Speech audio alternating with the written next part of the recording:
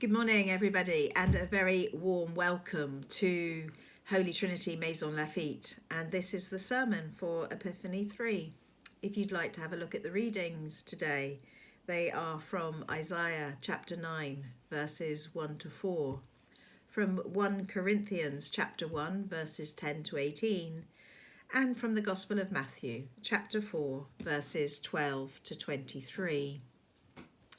If you've had a chance to look at those readings, you will see that there is so much richness in them.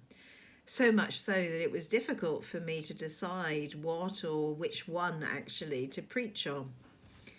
I came to the realization that this week I had actually been touched by all three of the themes in the readings in one form or another. It's been a busy week. But Paul's letter to the Corinthian talks about unity. It's been a week really focused on unity and, well, without needing to mention what's going on in the wider Church of England at the moment, we actually discussed unity here at Holy Trinity in our Bible study on Wednesday night. We read together the letter of 1 John, where the aging disciple is urging the churches in Asia Minor to be as one. Stop squabbling. Reject false teaching. Be unified in a fellowship of love, grace, and forgiveness, rather than following the ways of the world and entering into a fellowship of sin. And last week was the week of prayer for Christian unity, and so wonderful to meet and worship together with our Catholic brothers and sisters. But isn't it sad that there is still so much that is separating us? As Area Dean, I had an interesting conversation with somebody exploring their vocation to the priesthood. Someone who very much was responding to the call of God on his life, almost in the same way that the fisherman did in our gospel reading. Just ready to put down his nets, to leave his work, to follow Jesus into the unknown, to respond to that call without looking back, without counting the cost. Going to be amazing to see how his journey unfolds. Then on Friday, on a cold, windy hillside overlooking Paris with the light fading and the gloomy skies, experiencing darkness and loss when laying to rest a much-loved mother. However, even in the sadness of that moment, there was this glimmer of light as we gave thanks for a person who was well loved, who was now at home in the arms of a loving Father. Darkness and light. The Bible constantly speaks of those two conditions. Genesis tells us that before God created the world, it was nothing but a stormy chaos engulfed in darkness. Exodus says that one of the plagues that God visited on the Egyptians was a plague of darkness. And the prophet Amos talks about the final day of judgment, that will be a time of darkness and not light. And of course, at the crucifixion of Jesus, darkness covered the whole land from noon until the middle of the afternoon. Darkness is often connected with chaos, with death, with evil. The only one who can dispel the darkness is God. But within that beautiful text from Isaiah, which we hear so often at Christmas, there is a promise. There is a promise that the people who walk in darkness will be given a great light. When the prophet Isaiah first pronounced that promise, it was directed to the Israelite regions of Zebulun and Naphtali, on the western side of the Sea of Galilee in northern Israel. And that was about 750 years before Jesus was born. Those tribes, and in fact all of the region of northern Israel, had been conquered by the Assyrian Empire. And Isaiah proclaimed that God would raise up a new king, an anointed one, a Messiah. And that king would free northern Israel and restore the far-flung boundaries of the Davidic Empire. That's why our text talks about the rod of the oppressor being broken and the battle equipment of warriors being burned. The Messiah will bring in a realm of everlasting peace and justice and righteousness. No longer will the people be subjected to a foreign conqueror, because the Messiah's reign will be established. It'll be established forever. In his gospel, Matthew says that the promise has been fulfilled.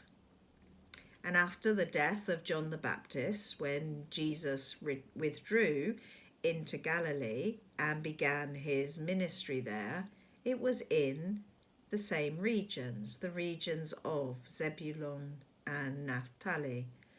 And Matthew says that Jesus was the one from God who was bringing light to a people who were walking in darkness.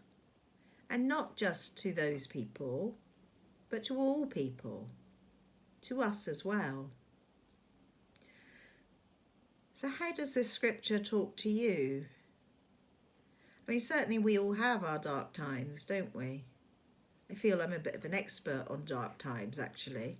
I even have a whole section in my bookshelf which is dedicated to books on darkness. All subjects, from spiritual attack to mental health. But it's not just me, is it? I mean, we all experience darkness at times. Lots of reasons. It can be when relationships break down, when we're hurt, or when our pride is wounded. Darkness comes when regret hangs heavy in our thoughts, and darkness comes when illness takes over and it hurts just to get out of bed in the morning. Darkness can be our daily companion when a loved one has died. Indeed, darkness is far too often the condition of our humanity. But as I said, there is hope. There is always hope. Our text said to all of us who walk in darkness, a great light is given. His name is Jesus Christ. So how does Jesus bring this light exactly? Well, the answer is found in Isaiah, who writes that Jesus is the wonderful counselor, the one who listens to all our fears and troubles and hears our hurried, anxious prayers from the midst of darkness. And he is able to sympathize with us because he was tempted, troubled, suffered in all the ways that we have. And so even in the darkest of moments, he can guide us with his teachings and point the way that we are to walk.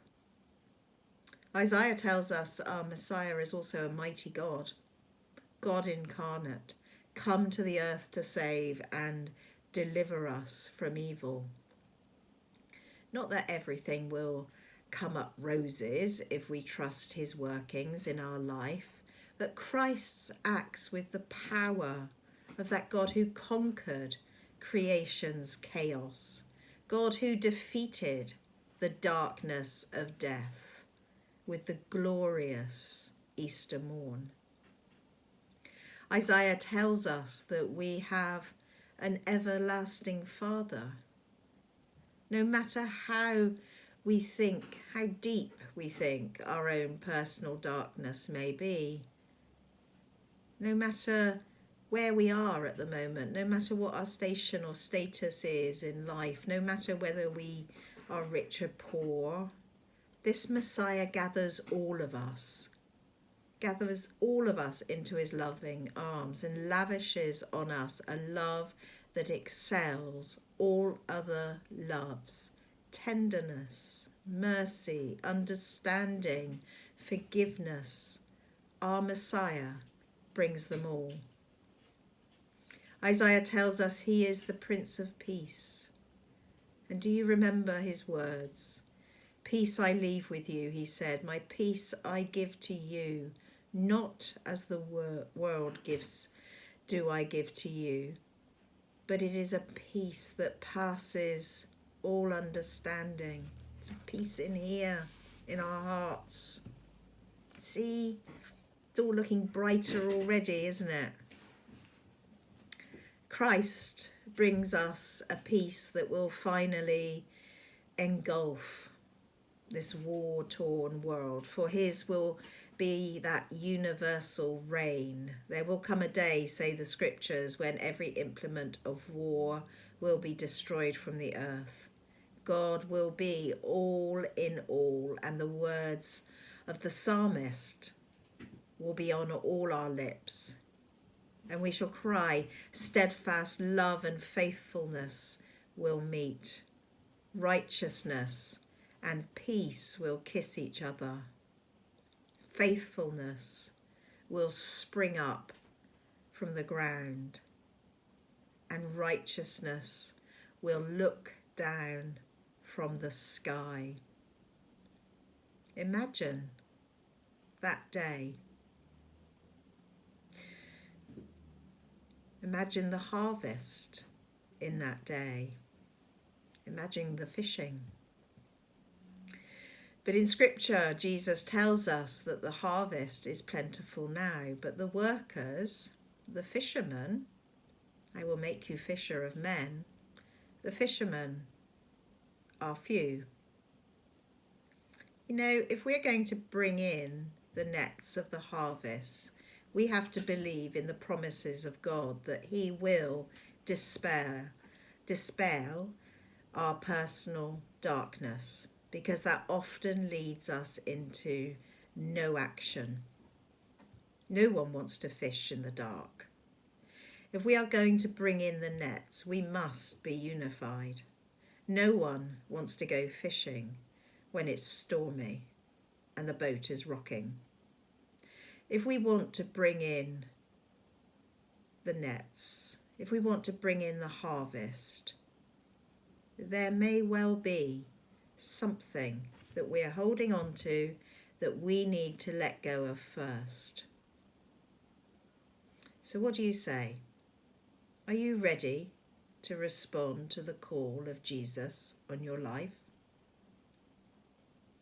Shall we go fishing?